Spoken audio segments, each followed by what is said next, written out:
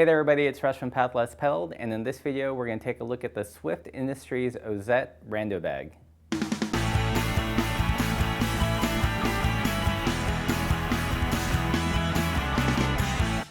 So this specific bag is part of their Hinterland collection, which is kind of a mashup between traditional French randonneuring style bags, but used as modern materials, in this case X-Pack.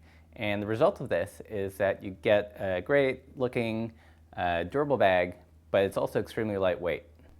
Real quick overview of the bag, it's got one large main compartment that opens up with a big flap. And in this compartment, aside from having tons of space, there's actually elastic bands around the edge to help aid in organization. So this is great for putting pens, a journal, or even a coffee grinder. When you close the main flap, there's also two side lashing points that the elastic band can go through. And what this does is it better secures the flap, but also helps maintain the shape of the map case so it doesn't get too distorted over time. On top of the big flap is a really generous map case. It can put a good sized map.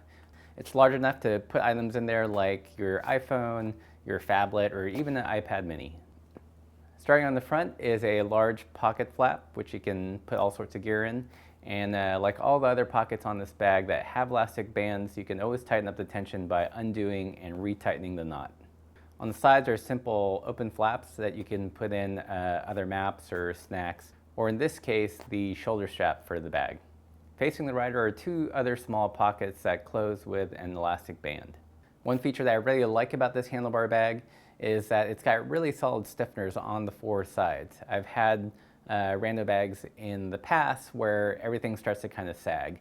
Just from looking at the build and seeing the photos of other people who've had this bag for a while, it looks like that it really maintains its shape. So the Ozette Rando bag is really optimized to be used with a decaler system. And really briefly, what that means is that there's specific hardware with the rack, and some of it goes on the bag, and it mates all together so you have really secure connection.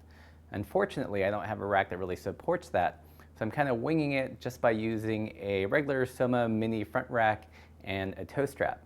If you look at the bottom of the Swift Rando bag, there are four Velcro straps, which are meant to kind of wrap around the tubes of a front rack. And I've found that just by using this, and generally with a heavy enough load, and the toe strap to kind of secure it to the rack, that it holds it down pretty good on paved rides. I probably wouldn't do this on really bumpy off-road terrain bike tours, but for most paved rides, this is an okay stopgap solution.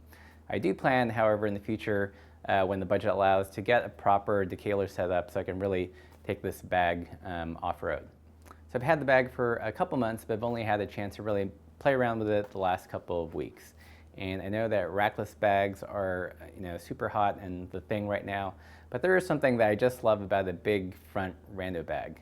It's easy to get to stuff, there's some compartmentalization, and this one in particular is fairly roomy.